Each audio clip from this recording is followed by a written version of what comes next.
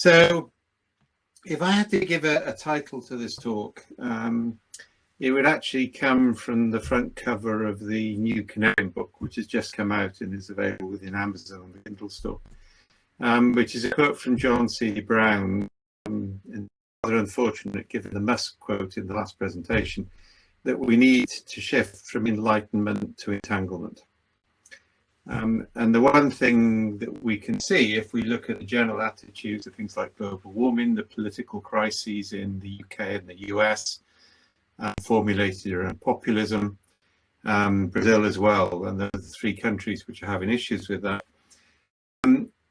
The assumption of enlightenment rationality, and it's just a matter of being reasonable and sitting around a table, those things have been shattered for the last few decades. The reality is everything is now entangled. And so one of the questions is, how do we manage entanglement? And that's one of the things I want to talk about today. The basis of all of this comes from a general approach, which is called naturalizing sense making. That's now recognized as one of the 5 distinct schools of sense making. The other 4 are a body of stuff from information theory, from cybernetics, people like Ashby and so on. We then get Carl Weick, who comes from an American sociological tradition, Brenda Dervin from library science, Gary Klein from human cognitive sciences, and myself within a naturalizing group. Now, all of these things have overlaps and differences, but the key thing to understand about naturalizing sense making is 2 things. One is the definition of sense making, which is how do we make sense of the world so that we can act in it. And with that definition comes an issue about sufficiency. So it's not, I can never know everything I need to know, but how do I know enough to make a decision? So that's actually quite important, because we have to make decisions under conditions of increasing uncertainty. Those decisions can be highly risky. We can't know everything we need to know. So one key question is, how do we know that we know enough? Yeah. And I'll come on to that with adaptive decision making later. So that's a very action orientated approach. The naturalizing comes from philosophy, which means to root philosophy in the natural sciences, not in the social sciences. Now, this is a different approach. The vast majority of management methods that you see actively take an inductive or a case-based approach, so-called empirical. So somebody will go and study 10 or 20 companies there, who they've selected because those companies do something. Yeah, they may be rapid delivery, they may have long-term profitability. There's all sorts of criteria they're chosen from. They're then investigated, a mixture of methods, often interview, questionnaires, whatever. And from those, factors are identified which appear to be in common. And then you get this wonderful leap which says all these 10 companies are successful based on this criteria. They all do X, therefore if you do X, you too will be successful. Now, in real science, that's called the confusion correlation with causation. So the fact that I think it's 85% of American international organizations have chief executive officers who play golf doesn't mean that you should replace management education with golf classes. I think with many business schools it would be just as good, but the principle is fundamentally, so you haven't got a correlation link on that. The one I really like is that if any country wants to increase the number of Nobel Prizes it wins, then all it needs to do is to actually increase dark chocolate consumption, because the consumption of dark chocolate and Nobel Prizes per head of population directly correlate over 4 or 5 decades. And there's actually more data in that than in most management methods. So this danger of correlation and causation is actually quite high. The other danger on it, and I'm going to go through 3. So one is correlation and causation. The other is something called inattentional blindness. So I'll give you the best example on this. So if you give radiologists a batch of x-rays and ask them to look for anomalies, now this is something they do all the time. Radiologists on average have 15 to 20 years of experience. They're very well trained. The x-ray is a limited data set. And on the final X-ray, you put a gorilla in plain sight, which is 48 times the size of the average cancer nodule. Then on average, 3% of radiologists will not see the gorilla, even physically. And the 17% who do see the gorilla come to believe they were wrong when they talk with the others. Now, this is called inattentional blindness, and it's not something that you can avoid. It's part of what it is to be human. And the reason for this is that when you make a decision, you basically scan about 4 to 5% of the available data that you could take into account. That's max. Most of the time, it's less. Interesting, if you're Chinese, it doubles. It's an object context type difference, which we think comes from language. But basically, for most people listening to this today, you're going to scan about 3 to 4, maybe 5% of what you see. That will trigger a series of memories, both in your brain and in your body, the physical aspect of consciousness. And you blend those memories together, and they may be memories of things you did, things that you've read, things that you've been trained on, things that other people told you. It's kind of like messy. And you very quickly blend those together. It's called conceptual blending. It gives you an action. So kind of like, and you do this on the basis of the first pattern you find which fits this partial data scan, that's what you apply. So it's a first fit pattern match, not a best fit pattern match. Now, in evolutionary terms, you can see why this happens. If you think about the early hominoids on the savannas of Africa, something large with very sharp teeth runs with high speed. Do you want to statistically scan all available data, like the catalogue of the flora and fauna of the African veldt? In identifying lions, look at best practice case studies on how to avoid being eaten by them. Now, by that time, the only map of any use to you will be the book of Jonah from the Old Testament, which is the only document I found which actually claims to be the survival record of somebody previously consumed by a large carnivore. So basically, our evolutionary history encourage us to make a very quick decision based on a partial data set in our most recent experiences. And that's something which is innate to the way we are. We can't stop it.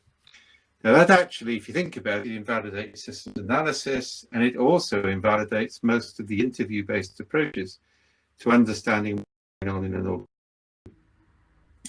And that's made actually worse by two factors. One is the way people remember things changes after the event.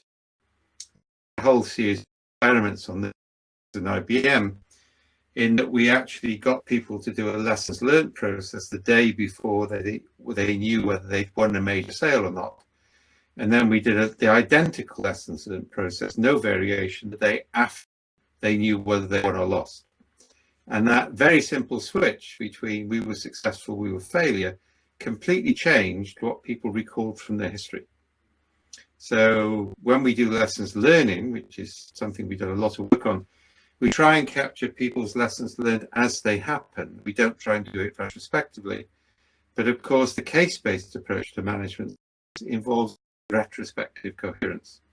It may also involve the wrong people. I mean, I remember when I was in knowledge management, again in IBM days, we had all sorts of claims from companies which were very successful, and that was generally from people in the management group. When we did field ethnography with the people doing the work in the field, we very rarely found a correspondence between what was happening and what middle and senior management said was happening. It was actually an unreliable record. So you've got all this sort of mixture. This is my second reason of how people recall things, what they recall, what they pay attention to, which means you're very likely to miss things unless you're in a stable position. That's kind of like the third reason. During a period of extreme stability, then things are likely to repeat. But during a period of extreme instability, then actually repetition is very unlikely, and drawing what you do based on what worked before is actually a fundamental mistake. By taking a natural science approach and looking what's happened in ecosystems in terms of knowledge of human consciousness, in terms of body of material, we can actually create methods and tools that are consistent with science which has been replicated. I'm going to talk through some of those, and I'm going to lead that into the work we're currently doing, which will be published shortly, with the European Union on how to manage under conditions of chaos and computing. And I'll also talk about the work we're doing on large-scale human, what's called human terrain mapping, to try and understand attitudes and beliefs. So I'm going to talk about some real-world activity at this point. Yeah? But to complete the process I was saying, one of the things to understand about change is it has the opportunity for change comes cyclically. So if I take an idea of, a couple of cases from the IT industry, when I first started to work in computing, it was during the days where IBM was totally dominant. There's a saying then, nobody gets fired by an IBM. I remember one of the first times I came to Paris and came excited about some cool technology. And my executive said, well, forget it. We're not going to sell that stuff because it's quite unusual. We know that it performs better than IBM, but nobody gets fired for buying an IBM. It's a safe way to go. And the reason that IBM was in that position is the first mover into the early field of computing. And one of the main reasons why they were the most successful first mover is they did something called radical repurposing. They were at that time the world's experts in punch card control mechanisms for machines. So they took that expertise and they repurposed it in the early computer languages. And I'm of the generation that still remembers walking into the university computer room, stack of cards, and getting a compile error on card 3 to actually get things right first time. So that sort of control was there. What then started to happen is that hardware, which IBM had based its basically supremacy on, started to become a commodity. It started to become something. It was actually not something. The quality of everybody was more or less the same. So people started to compete on cost. Yeah. Now IBM, as the apex predator, dominant predator ecosystem, was actually immunized that for a long period of time. So they didn't get the signals early enough. And by the time they got the signals, it was kind of like too late. The world had turned from hardware giving a competitive advantage, hardware being a commodity, and now competitive advantage was through software. And that was when we get the period of Microsoft dominance. And remember that IBM had actually funded the start of Microsoft and handed over the IP because they didn't think software was significant. This is what Clayton Christensen called competence-induced failure. IBM didn't fail because they were incompetent. They failed because they were too competent in a paradigm which had shifted into commoditization. And of course, that happens in turn to Microsoft. They don't realize that software is becoming a commodity. You get Linux, you get open office, you get other entrants. Microsoft again is protected for a very long period of time. And then all of a sudden you get this catastrophic shift and Microsoft effectively gets displaced in different markets, in personal computing and that sort of area by Apple. And kind of like everything changes. And interestingly, Microsoft repurposed software they developed for IBM. Apple actually succeeded by repurposing Next software, which Next had gone bankrupt within jobs. So we get these flex points in which commoditization leads to complacency. That means the energy cost of something new entering the field goes down.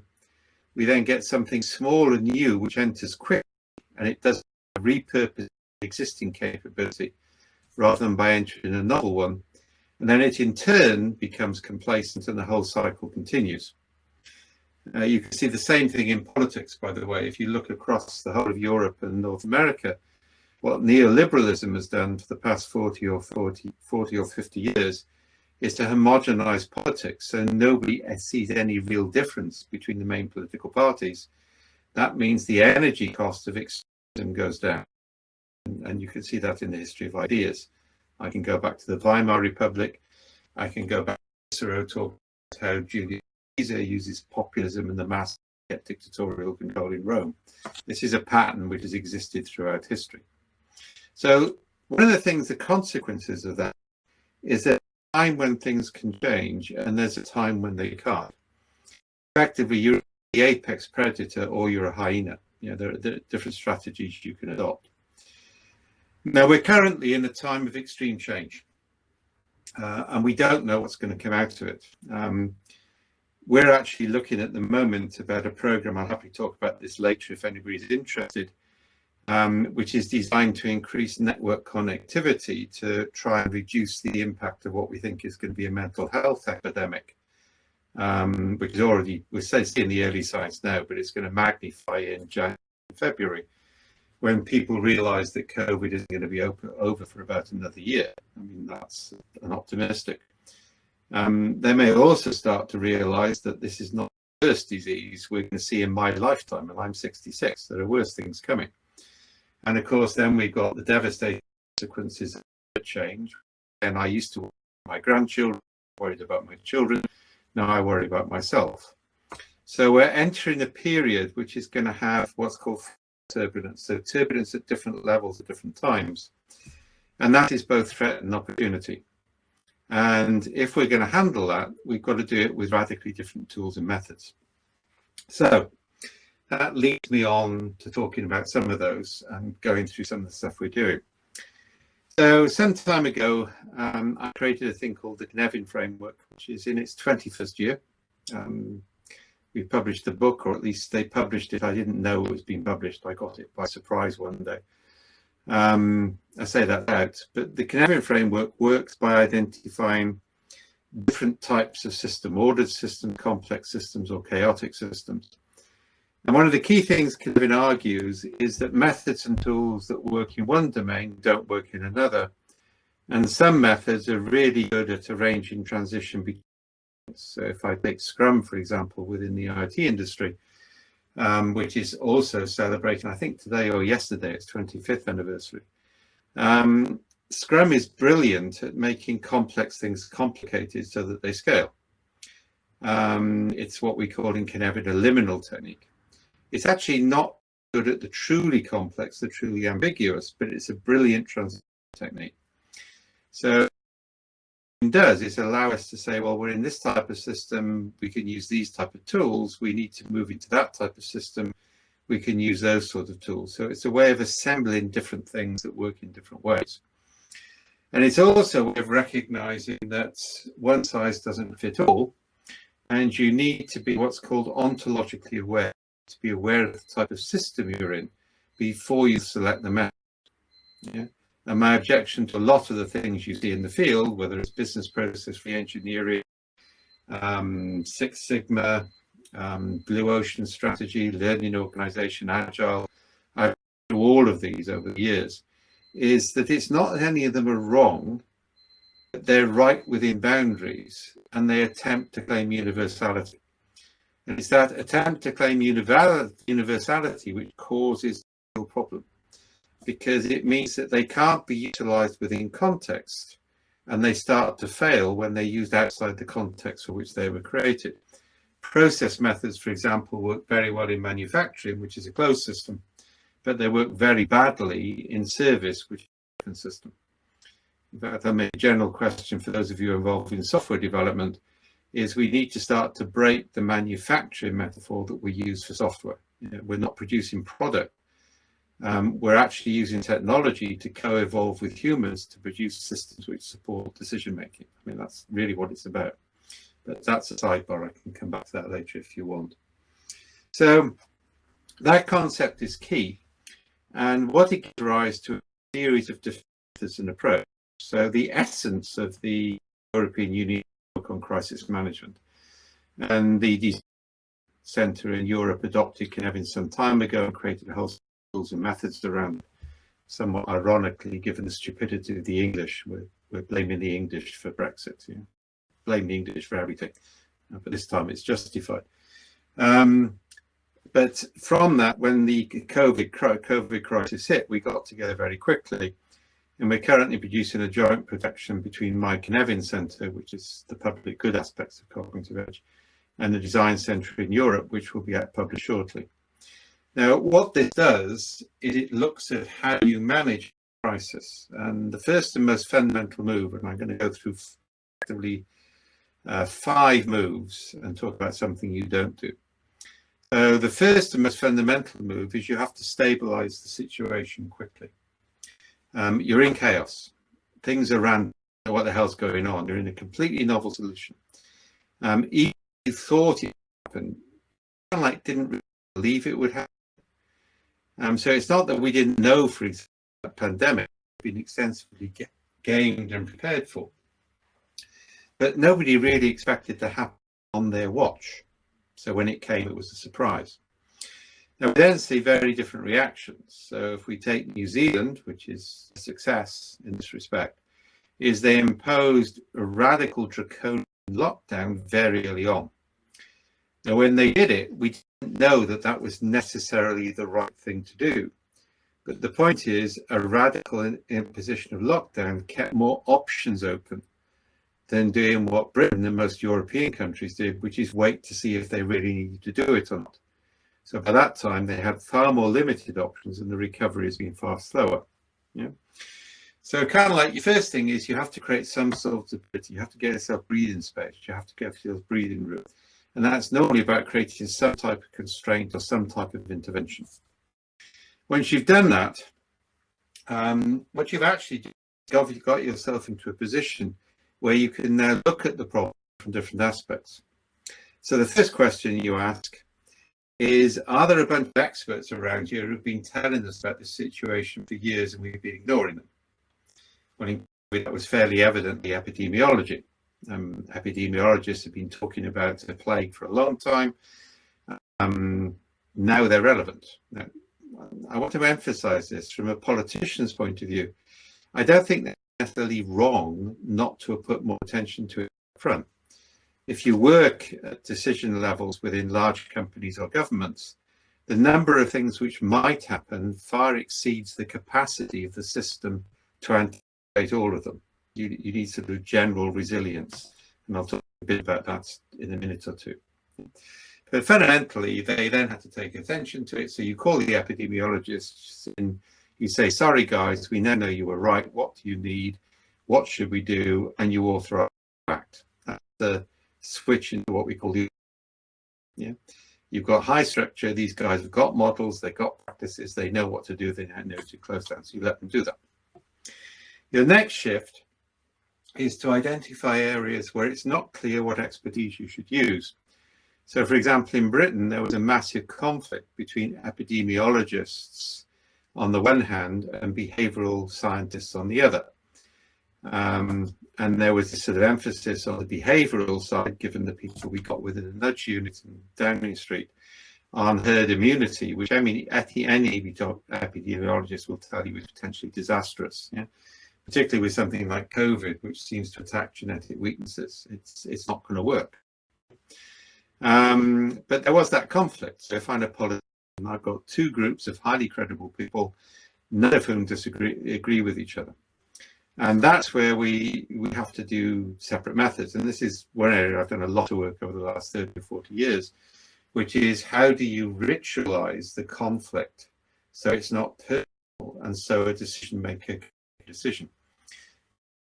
We use a lot there, which we're going to publish shortly, I think in about 4 or 5 weeks' time, is what's called a triopticon, which means you get 3 experts together within a confined space and they each present their theory. The other 2 respond. There's no dialogue allowed at that stage. Surrounding those 3 experts, you then have 20 or 30 people who also have expertise within the area. And you formulate them into groups of 3, yeah, who actually represent the 3 main actors, and they go away and have discussion. And then one person from each group sits in a circle, and they discuss what they heard. And then you repeat 3 times, yeah, and each time you rotate the spokesman and you change the response. At the end of that, which can be run in half a day or over 2 or 3 days, dependent on the urgency, you've actually looked at the problem from a completely different perspective. And then you mix the groups. Yeah. So if you've got 7 groups of 3, they become 3 groups of 7 to actually produce a synthesis and a series of recommendations. Now, there are other techniques as well, but that's one. The key point is highly ritualized. You're not bringing people into a room to have a discussion, because then the most powerful voice will actually win out. What you're doing is forcing people to listen and only giving them limited time slots to make decisions. We have other techniques like ritual, dissent, and trios. Just gave the triopticon as one example. And that's been used now for 5 or 6 years. We've used it in peace and conflict. We've also used it as a discovery mechanism. So there's stuff where you have to ritualize the experts. So that's kind of like move number 3. Move number 1, get the out of the way, create some sort of stability. Rule number 2, give to the experts what the experts can do. Move number 3, identify conflict, ritualize the conflict, decide what you can do. Again, with the principle of keeping your options open. You then move into the complex area, and one of the ways that we define complexity is you have multiple competing hypotheses about what you do, and you can't resolve which of the hypotheses is right on an evidence base within the time frame for decision making. And any executive will tell you they meet that all the time. So instead of resolve it, what you do is you identify which of the hypotheses about what we should do are coherent. Yeah? Coherence is an interesting concept, but I'll give you my favorite illustration. I know that most evolutionary theory is wrong. It's coherent to the facts. We keep discovering new things. Whereas on the other hand, I know that young earth creationism is completely coherent to the facts. So it's not worth pursuing. So the test for coherence is really important for moving uncertainty, because coherent pathways should be explored. Incoherent pathways will be a waste of energy. So for every coherent hypothesis or potential pathway, instead of trying to resolve it, I effectively give a small amount of resource to run a rapid cycle safe to fail experiment. But critically, I run those experiments in parallel, not in sequence. Because in a complex, everything you do will change what's happening anyway. It's like Heisenberg's uncertainty principle. So by running multiple small parallel safe to fail experiments, it means itself and it becomes visible what I should actually do. So that's kind of like move number 4. Move number 5 deals with high levels of uncertainty. And this is where you're not sure you've covered all the hypotheses. I'll come back to my radiologist. You've got a funny feeling that there's something out there you're not paying attention to, which is significant. And this is where we do a thing called mass sense. And the way this works is based on the whole idea behind what is popularly known as wisdom of crowds. So my 2 favorite examples from that field are the famous one, which everybody knows, which if you get farmers to guess the weight of a cow or a steer, if you're American, at a county fair, then the average of all the farmers' guesses is better than the guess of the best individual. Now, there are 3 things that make that work, and it's important to pay attention to them. The first is, it must be farmers. They need deep tacit knowledge. I mean, any of the big consultancy firms will sell you a team to guess the weight of any mammal you want, and they'll charge you a fortune, but it's not as good as a bunch of farmers. So you need to have that tacit knowledge. Secondly, none of the farmers must know what the other farmers have guessed. So everybody's guess must be independent of every other. This actually technically means it's a type of chaotic system because you've got complete random or lack of connectivity. And then the third condition is there mustn't be anything major at stake for them. It needs to be like a game or something they're doing neutral, because then they'll make decisions in a different way. If anybody's read Ender's Game, which is the book, the film is terrible, you'll know that the reason that kids were able to defeat the aliens is because they thought they were playing a game. They didn't think it was for real. Therefore, they would make sacrifices that no human being would normally make. That's the very clever thing in the book, which is completely lost in the film. But the same principle is there. You want that independence. The other example I like is a US submarine that grounded off the coast of Portugal in the 1960s. Nobody knew where it was. And so what they actually did was to give partial data, that's important, to different groups of experts around the world, including some Nova Scotia fishermen who kind of like know the Atlantic currents. And they got all of them to estimate where the submarine was, and none of them were remotely near it. but a probability distribution of all the guesses was 600 meters away from the actual submarine. Now, there are sound statistical and cognitive science reasons why this works, but we've done a lot of work on this in the years, including distributed decision making between intelligence agencies in the context of counterterrorism and that sort of area. That's the sort of problem we started this work in.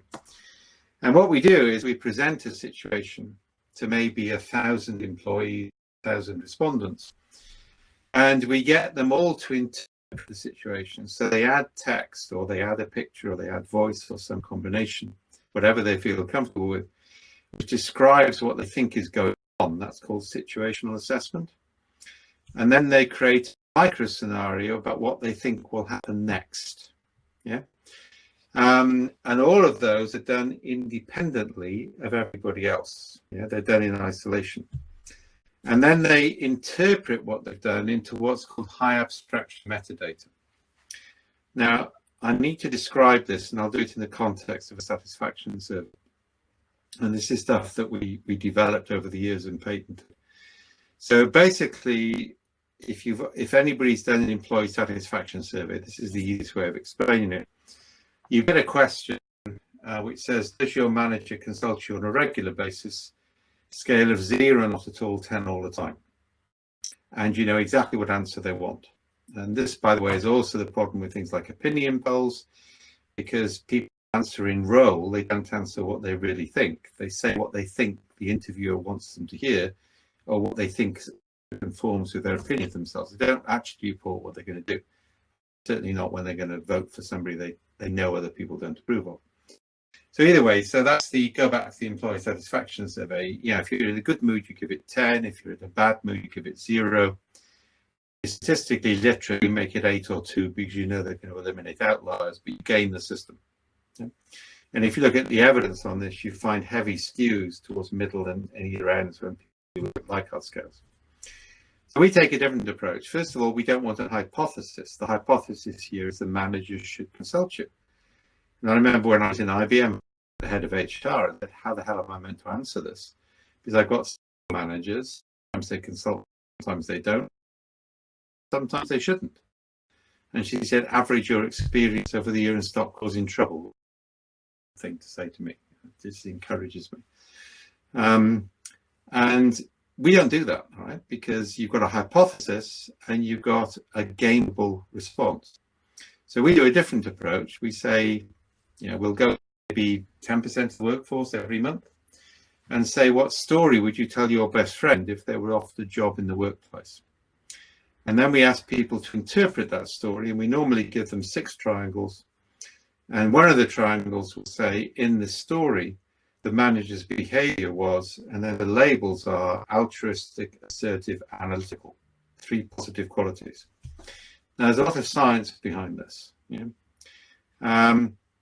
Because what we're actually doing is we're creating a cognitive load, because the human responding doesn't know what answer is expected of them.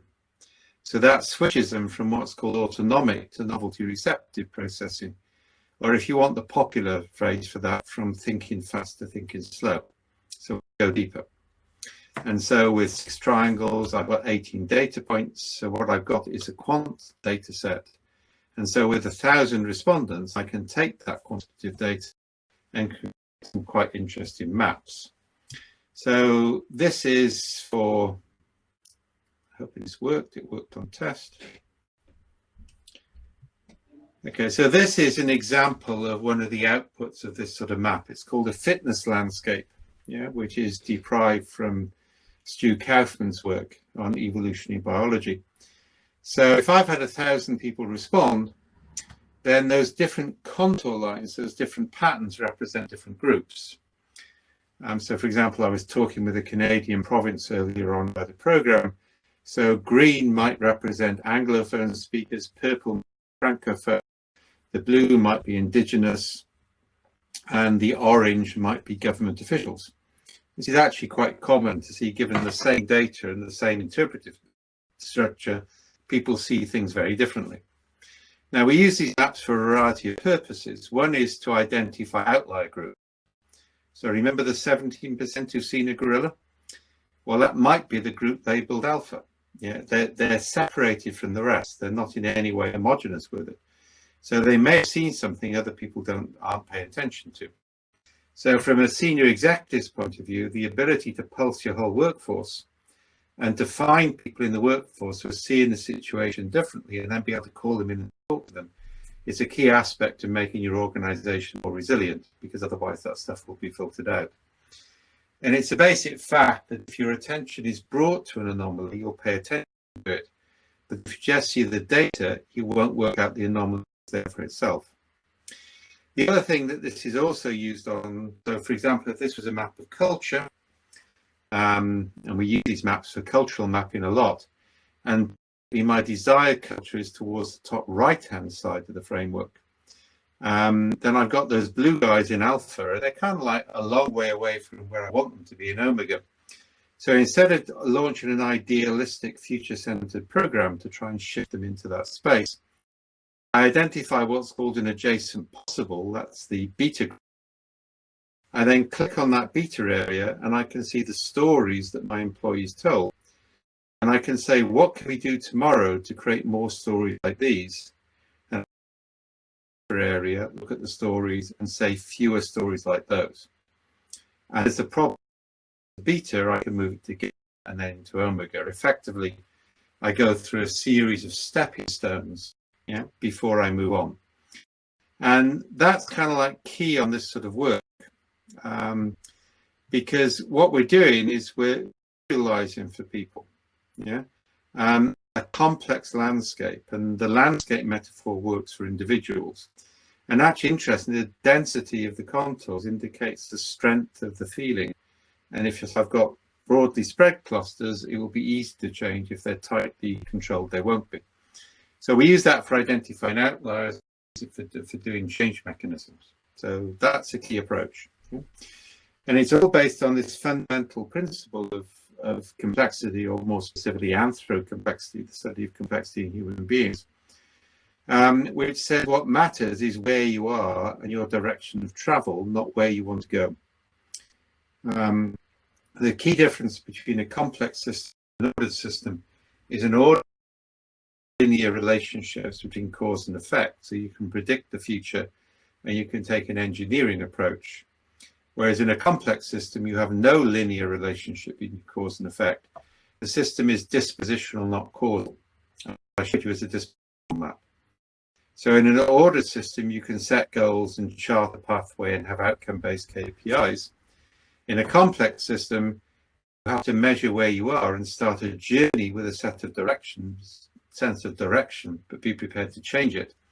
And you have what are called vector-based KPIs rather than outcome-based KPIs. And a vector KPI is direction and speed of travel for intensity of effort.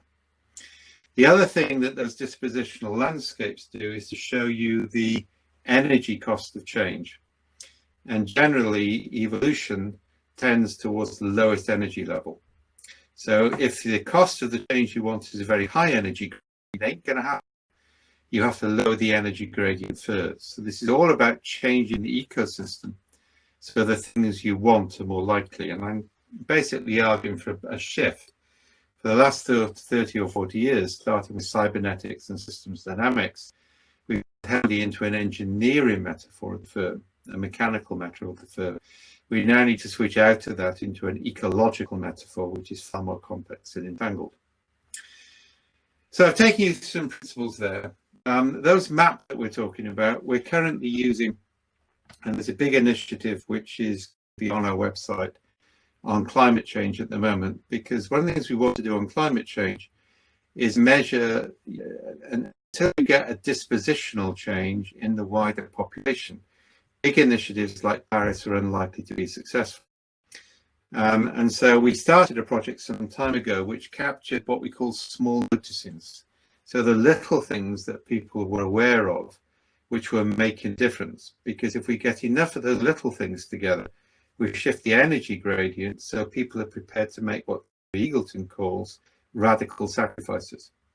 Because in order to arrest climate change, we are going to have to make some very radical sacrifices in our collective and personal lifestyles. And at the moment, the electoral system doesn't support that because it's short term. whereas these decisions are long-term. So what we're looking to do is to measure the dispositional state, and identify when it's ready to change. I'll come back to that concept of predation curves. IBM to Microsoft, the system has to be ready to change in order for that to happen. And we think that's starting to come together. The other thing we're also starting, and so we're launching initiatives now to do what's called math sense, which is to put propositions up and get people to generate scenarios. And that will be a worldwide program, and anybody listening to this is more than welcome to join, and anybody who joins will get access to the results. So that's kind of like the key activity. But the other thing we're going to do there is to look at other issues like Black Lives Matter and COVID. So we've already done very successful projects in Scandinavia and in Eastern Europe on understanding the impact of COVID on people's lives. If anybody wants to see those, if anybody wants to replicate them, we'll happily make that available to people. What we're looking at, because we can get these micro narratives, this low-level data, we can look at where there are overlaps and where things are in common. So we can actually capture data through journaling of people's day-to-day lives. And we've done pioneering work getting children to act as ethnographers to their own communities, or young employees to act as ethnographers to more experienced employees, so that we can actually map those states. And we can, instead of saying, what do you think about subject X, we put those subjects into the triangles the way people signify.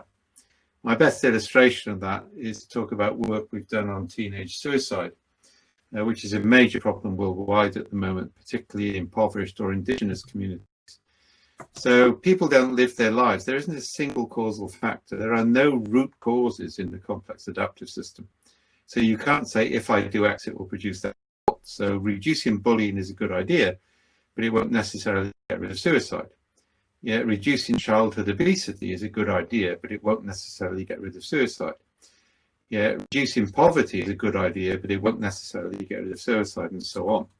So what we do is we get the kids to journal their experiences, and we put the assumptions about obesity, bullying, impoverishment into the triangles, the signifiers, and we see whether they occur naturally in people's stories rather than auto-suggesting it to the responders.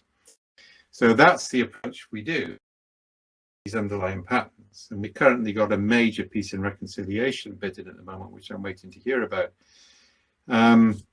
which would involve 500 workshops and all schools and all sports clubs within a nation. And what we'll look is at the day-to-day stories, which we can capture en masse for very low cost because of this self-signification process on apps. And then we'll look at those fitness landscapes like the one I just showed you. But we'll look at them for different demographic groups, for different age groups, for different political groups. And we'll identify where there are overlaps and where there are differences. And when there are overlaps, we'll start to increase connectivity so that we get more empathy at that point, and we can reduce the energy cost of people working together rather than being in conflict. Now, that's a very big subject, and I would normally lecture on that for a day. I'm just giving you a hint of the approach. Is you go down to a much lower level of granularity from stated opinions to underlying patterns of belief and underlying patterns of human interaction. You identify what's in common, then you start to take action-orientated results to actually create a difference. And that's actually as important for merger and acquisition work in companies, that's important for culture and all those sort of things. So it all comes together. So one final thing I want to talk about, and then we'll open it up for questions. And I hate speaking where I can't see people. I have no idea whether it's working or not. One of the things is, how do you create a resilient organization? Now, I want to make something clear here. I define robustness as surviving unchanged, and resilience as surviving with continuity of identity over time. Surviving by changing. So the metaphor I use is that a robust system is like a seawall. It's nice and big and rigid. It's thick. I can drain the soil on the landward side. I can plant that soil. I can make it productive. It's all good news. I can walk along the top on a winter's day, storms, until the day its design conditions are exceeded. And at that point, it breaks catastrophically. It would be better if the wall hadn't been there in the first place. So robust systems are very powerful, but when they break, the consequences are catastrophic. An alternative is a salt marsh, which is an area of land that I let flood. I don't have walls or dikes. And that land area is, it's like mangrove swaps are the same thing. These things are constantly mutating and changing. The Camargue in France is a great example of that. They're not necessarily fertile in the sense of agriculture, they have rich ecosystems, but they absorb a huge amount of flood water. And critically, when they release capacity, they don't release that capacity. There's no catalytic shift. And so what Taleb calls anti-fragile, and I should, in declaration, one of the many who've been blocked by Taleb for daring to disagree with him. What Taleb talks anti-fragile to me is a type of resilience. Systems that survive through failure are one type of resilient system, but not the only one. And they're one of the most difficult to put into place. There are other ways to do that. So if I really want to create resilience in an organization, one of the things I need to do is to manage the informal network as much as the formal system. Now, a metaphor for this that I want to use, if you look at a sophisticated ecosystem, again, the ecosystem metaphor, you can see plants, and plants have root systems which gather nutrients and water. But if you look at it through a microscope, you'll see that all of the roots are connected by a type of fungus. And that fungus is in a symbiotic relationship with the plants. It actually connects the plants, and we're not quite sure what the effect of that is yet. But the fungus spreads, it has 200 times the reach of the plant roots. So the fungus actually feeds water and nutrients to the plant. Macros in return to symbiosis. Now, the fungus is highly entangled. It's actually difficult to manage. You just can't control it, but it's essential to the health of the equivalent in a modern organization is the informal networks. And the work I originally did on this in IBM identified that the ratio between formal and informal was 1 to 60. So for every 60 informal networks, there was one formal one. So we developed a variety of techniques like social network systems, like social network stimulation, like trios, which would generate the informal network so that everybody was within 2 degrees of separation of everybody else. Because if after 2 phone calls, I can find somebody who is trusted, who can actually spread knowledge and decisions, the organization as a whole is resilient. And if you have a dense informal network which goes across functions, you don't need to worry about the silos because the informal network will manage it. But it's like the fungus, it's invisible, it's not explicit, but it's critical to health. So building informal networks, both within and without the organization, and managing those so that they basically people wouldn't work together so now they've got something to reference back. That's a key aspect of creating organizational resilience. The other is team-based control. So if you look in a military environment, you'll find that although you have generals and colonels, fundamentally the fundamental use is called a crew, in which roles are defined in role interaction. And the critical thing about crews is authority can be delegated. So in a weapons sergeant in the army actually has authority over a general in respect to their weapon. There's no problem with that because it's the roles into play. And although you always got a pilot, who is the pilot can change.